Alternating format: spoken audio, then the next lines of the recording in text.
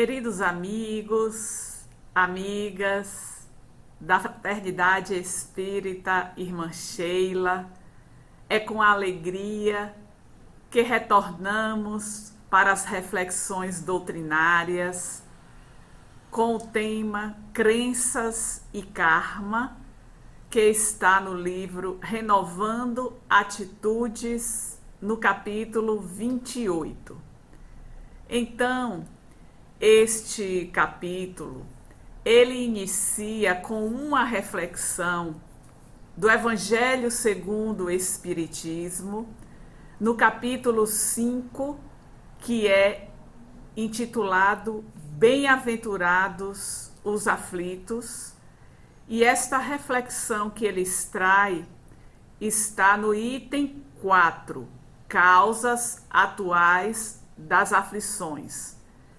Então, nós temos o destaque de um trecho onde Allan Kardec pontua de que a quem deve responsabilizar o homem pelas suas aflições, senão a si mesmo.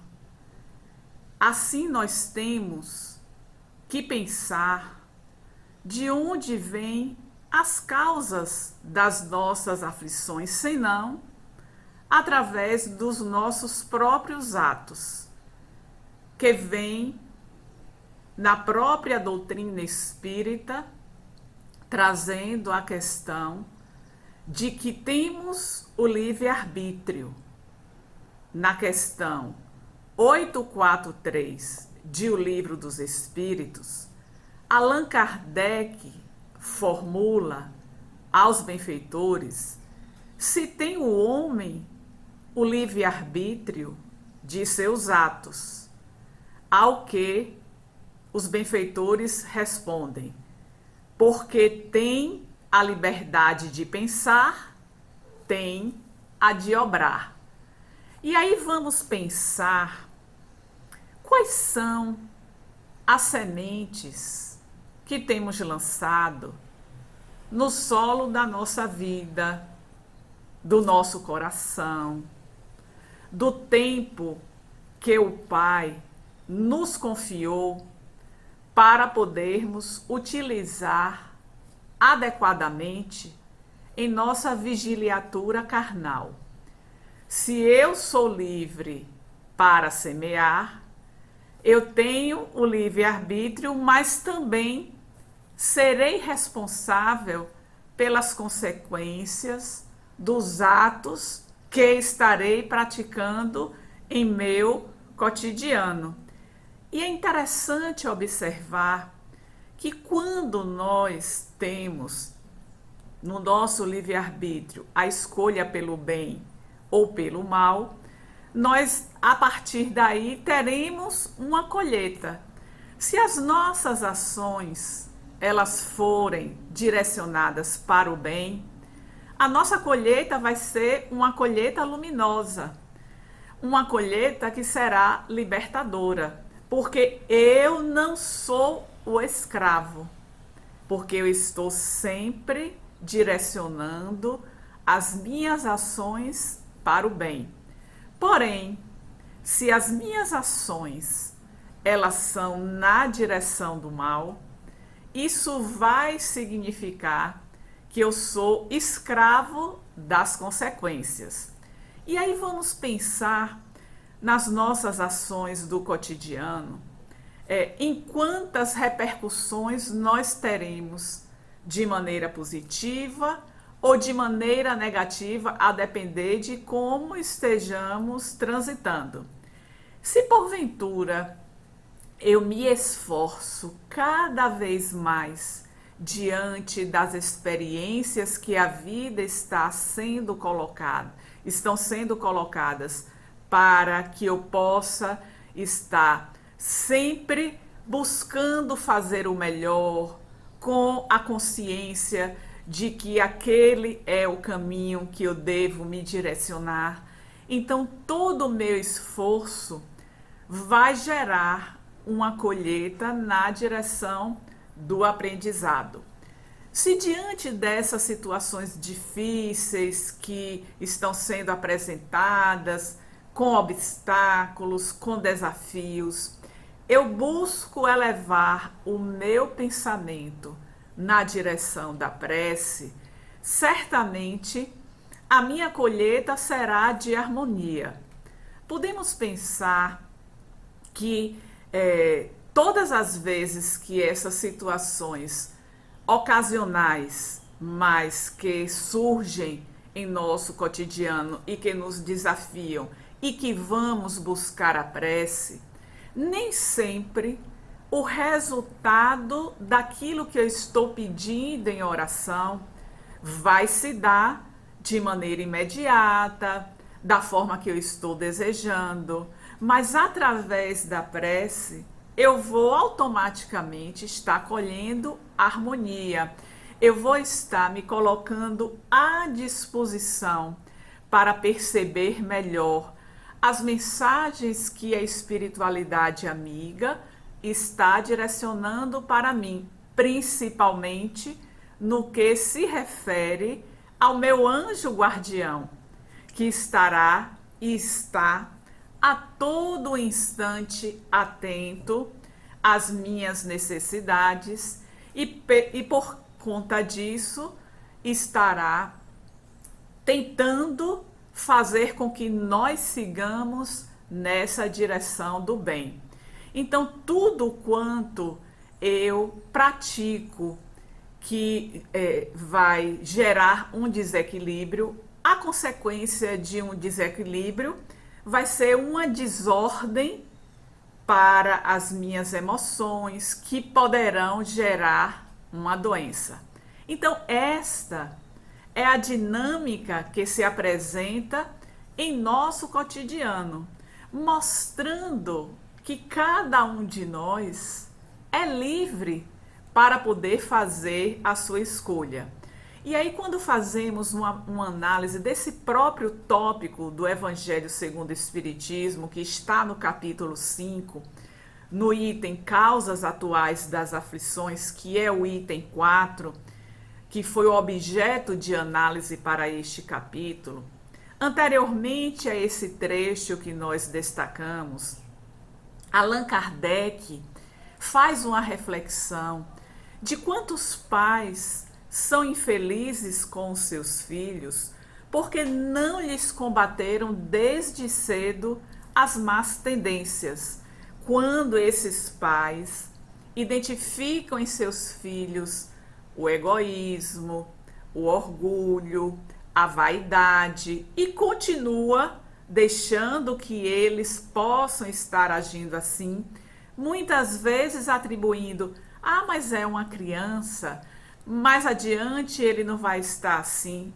É justamente neste momento que requer de cada um de nós a nossa atenção para que nós possamos estar trabalhando aquela alma que foi colocada em nosso caminho para o nosso processo de formação, um processo que foi muito bem trabalhado no mundo espiritual antes da nossa reencarnação, exatamente para que pudéssemos ser vitoriosos na nossa existência.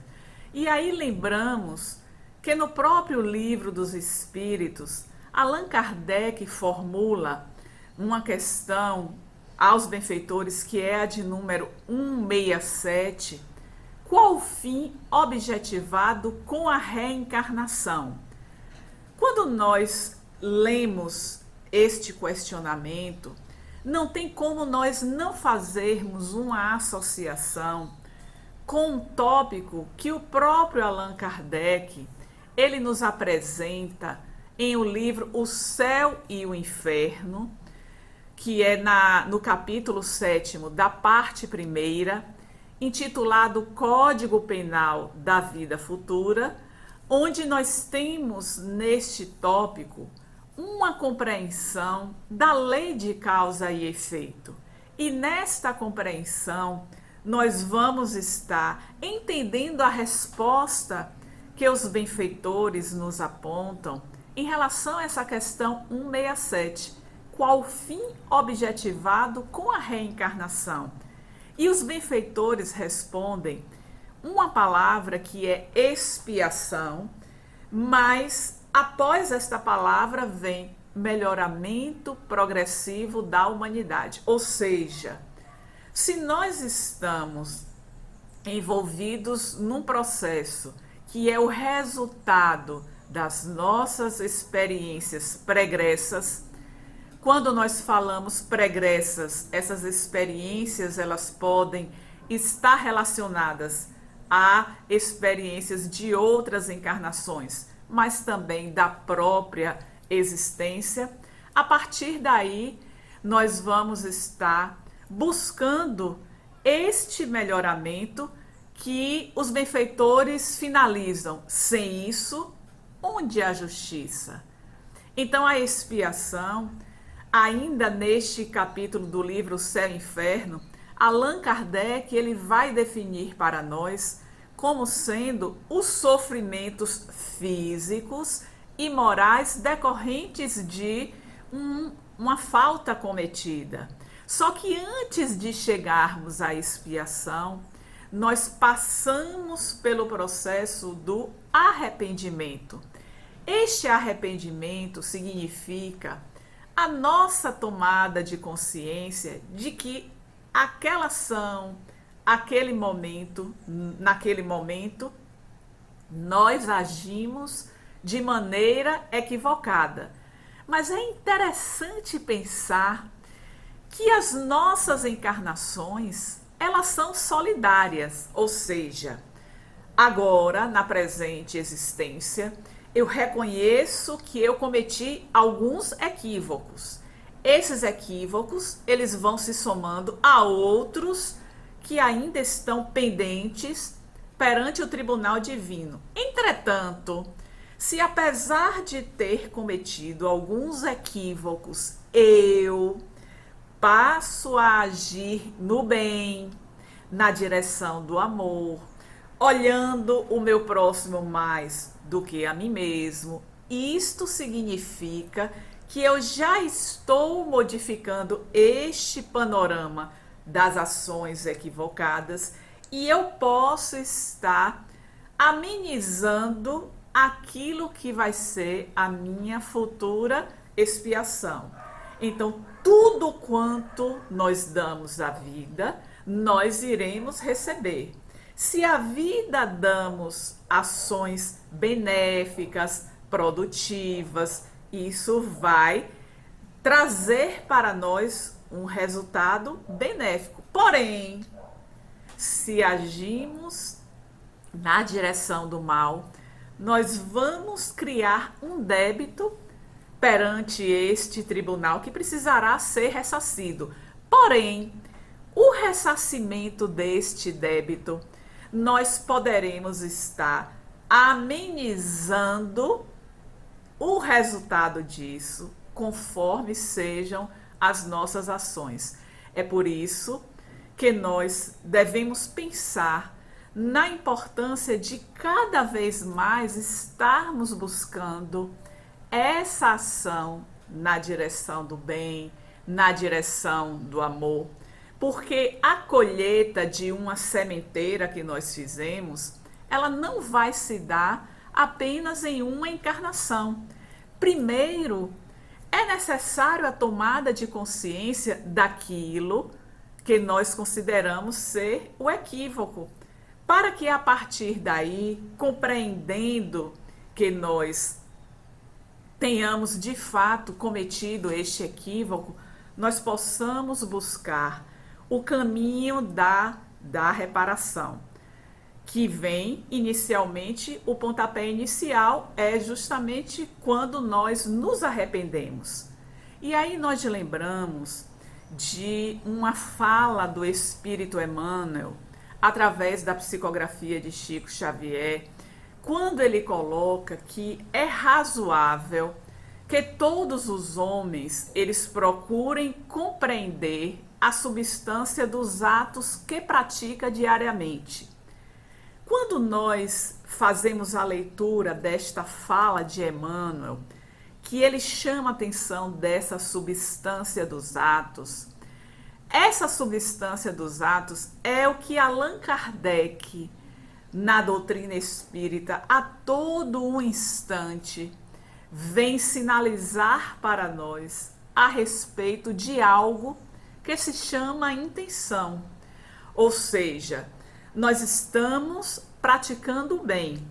Só que esse bem que nós estamos fazendo, que são sementes boas que nós lançamos ao solo das nossas existências, ele terá um valor maior de acordo com a intenção daquilo que nós estamos colocando naquele ato. Quem não se lembra daquela passagem do Evangelho, quando Jesus está no templo, junto com os seus discípulos, analisando junto com eles a maneira como as pessoas depositam moedas no gasofilácio, que era justamente aquele local de recolher as doações. E eis que Jesus observa e chama a atenção de que pessoas com condições colocavam várias moedas, inclusive moedas de valor. Mas eis que se aproxima uma viúva e deposita 2 moedinhas que lhe faziam falta para o seu sustento. Então, quando Jesus conversa com os discípulos sobre este ato exterior, ele está mostrando para nós que, apesar de todas aquelas pessoas terem dado muitas moedas e moedas de valor, aquela viúva que depositou 2 moedas de valor irrisório foi a quem mais deu, porque ela deu aquilo que iria faltar para a sua sobrevivência.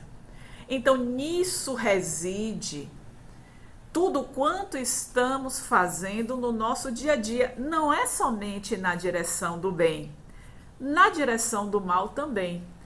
Porque quando nós agimos de maneira equivocada, com menos consciência daquele ato que nós estamos praticando, isso não significa que nós não vamos ter que responder. Teremos sim.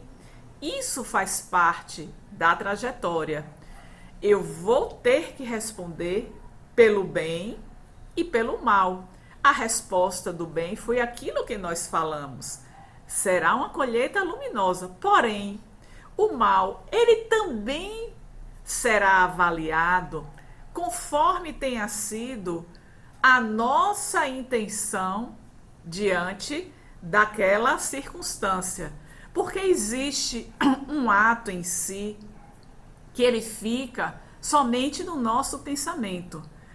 Quando nós conseguimos domar o nosso ímpeto no fazer, nós já estamos galgando um patamar a mais que os nossos pensamentos conseguem perceber que agir daquela maneira não será proveitoso. E aí eu recuo. Mas é naquela direção de, por exemplo, eu no pensamento desejo o mal ou fazer o mal para alguém, mas eu já consigo dominar esse ímpeto e eu não vou agir. Esta é uma gradação que se diferencia, porque eu posso pensar e executar, eu posso pensar e não executar, ou alguém pode ocasionar algum dissabor na minha direção e eu conseguir ter compaixão em relação àquela pessoa e não mais seguir na direção de pensar ou agir para poder fazer àquela pessoa aquilo que ela me ocasionou, no mesmo sentido. É como Jesus havia dito: a cada um segundo as suas obras. Então, nós temos as obras no sentido do bem, quanto no sentido do mal. É interessante pensar que nós não escapamos nunca das consequências de nossas faltas. Agora, de que maneira nós vamos estar ressarcindo essas faltas é que vai ser de acordo com a intenção daquilo que foi feito, o nível de conhecimento que tínhamos em relação às leis da vida, a lei de causa e efeito. Mas muitas vezes a gente pode pensar: alguém sofre tanto, mas é uma pessoa tão boa, por que está a sofrer tanto? Às vezes, o sofrimento pode ser uma prova buscada pelo Espírito para poder concluir a sua depuração. Não significa necessariamente que aquele sofrimento ele está acontecendo decorrente de alguma falta que porventura eu tenha praticado. E aí nós nos recordamos do Espírito amigo quando coloca no capítulo 9, bem-aventurados os que são brandos e pacíficos, no item 7, intitulado a paciência, quando o Espírito amigo coloca: a vida é difícil, bem o sei. Quem é o Espírito amigo?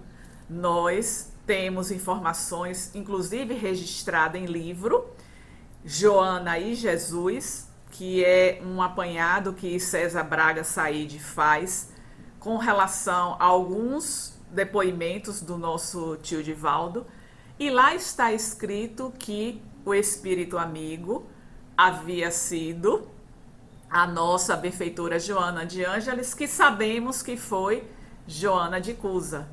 Então nós sabemos o quanto Joana de Cusa ela teve dificuldades na sua caminhada, inicialmente por conta do seu esposo Cusa, pelas suas ações, que ela inclusive, quando conheceu a Jesus, queria se dedicar a sua vida a ele, mas depois o esposo desencarna, ela continua com a vida muito difícil e ela passa por muitas aflições. E o que ela escreve no Evangelho? Pensar que esse espírito ele foi convidado para fazer parte da codificação. E ela diz: a vida é difícil, bem eu sei. Ela estava falando de um lugar, de alguém que havia vivenciado o sofrimento, a dor, convidando a nós, diante do sofrimento, diante da dor, a termos paciência. O que é que essa paciência nos chama a atenção? A atenção de que foram as nossas ações que desencadearam aquele processo e que por conta disso, com esta compreensão, eu terei a resignação, seguindo ainda neste capítulo 9, no item 8, obediência e resignação. Quando o Espírito Lázaro coloca que a resignação é o consentimento do coração, ou seja, eu estou vivendo as aflições, os momentos difíceis e eu compreendo que aqueles momentos, eles fazem parte da minha trajetória, da minha caminhada. Então, eu vou acolher, é aquilo que também se chama de resiliência, não me rebelando.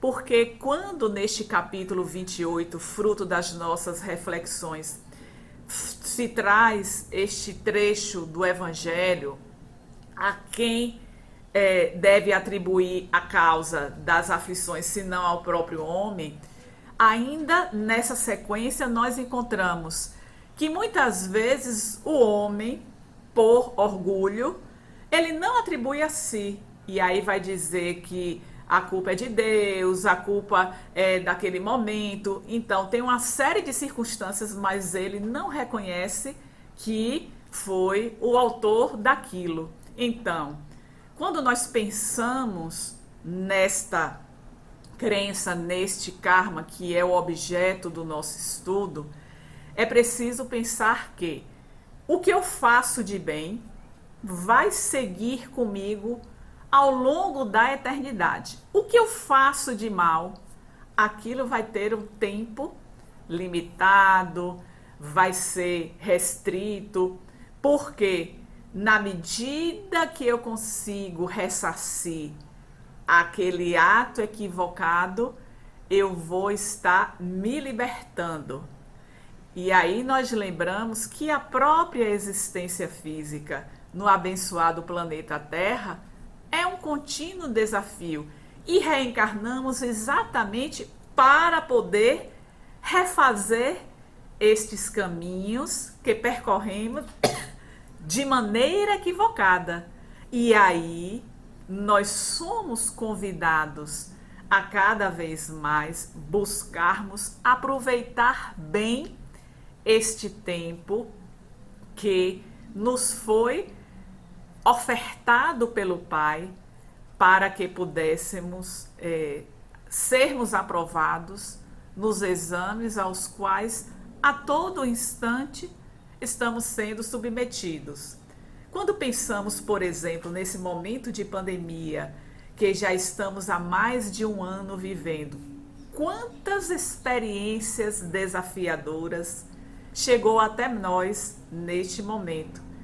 E aí vamos pensar também que diante dessas experiências desafiadoras que nos chegou, o que foi que eu consegui fazer de proveitoso, de edificante, mas também, como estamos mergulhados na experiência corpórea, certamente nós tivemos ações equivocadas. Agora, com o conhecimento que já adquirimos, certamente já estamos mais na direção do bem do que do mal.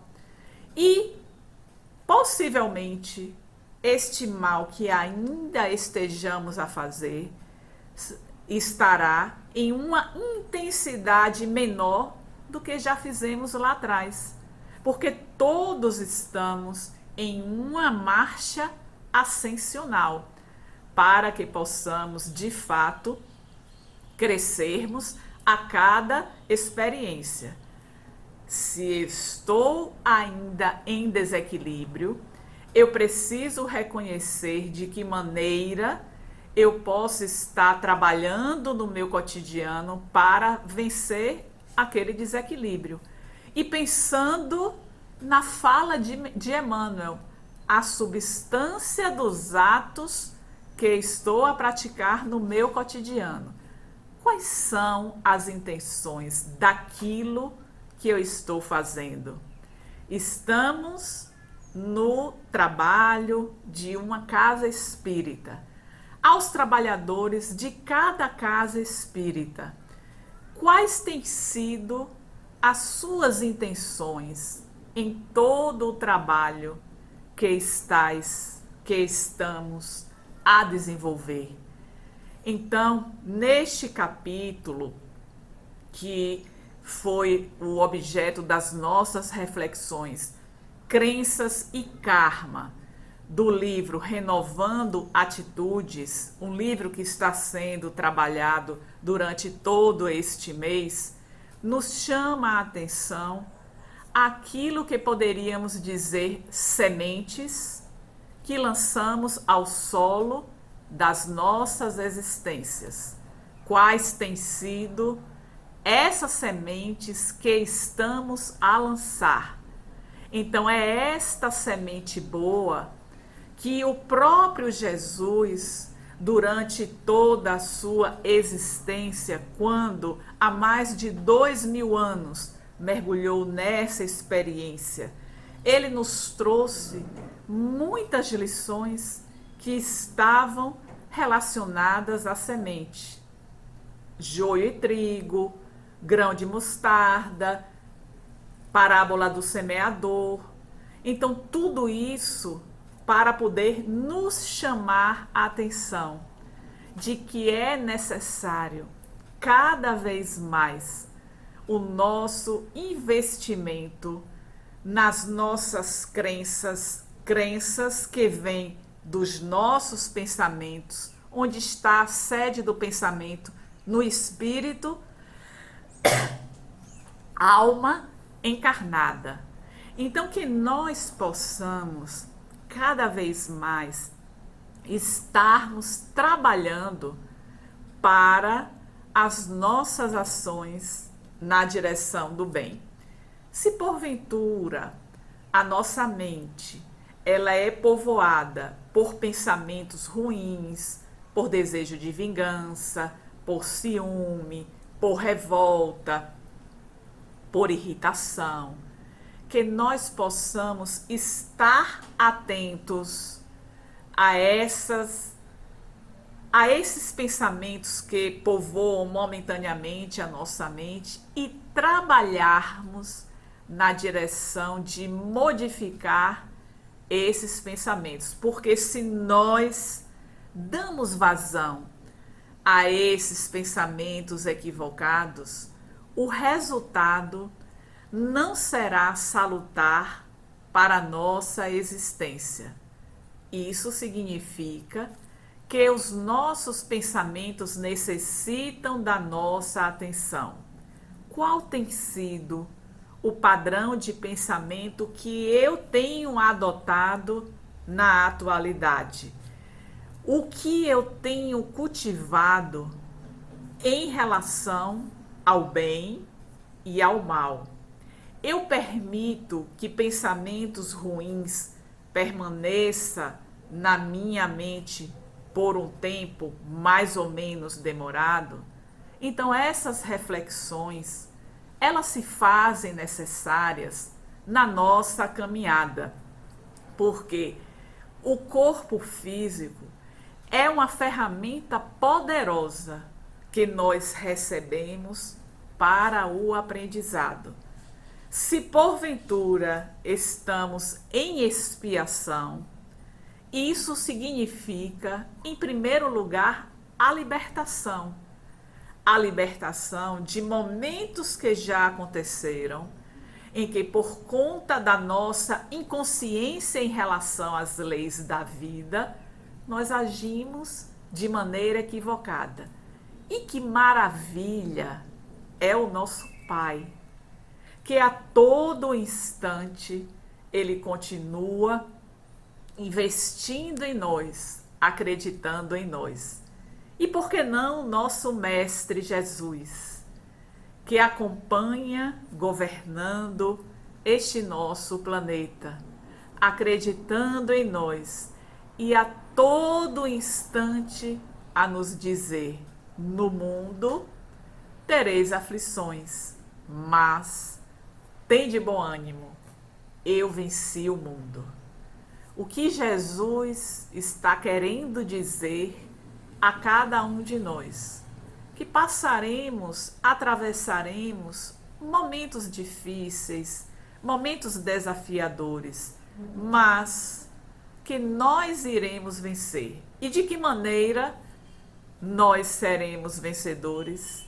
Se de fato utilizarmos a virtude da paciência, que é a compreensão de que nada nos acontece por acaso, tudo tem um propósito. E neste propósito nós estaremos nos libertando. A ação, a sementeira no bem, ela certamente estará proporcionando a cada um de nós o nosso momento libertador.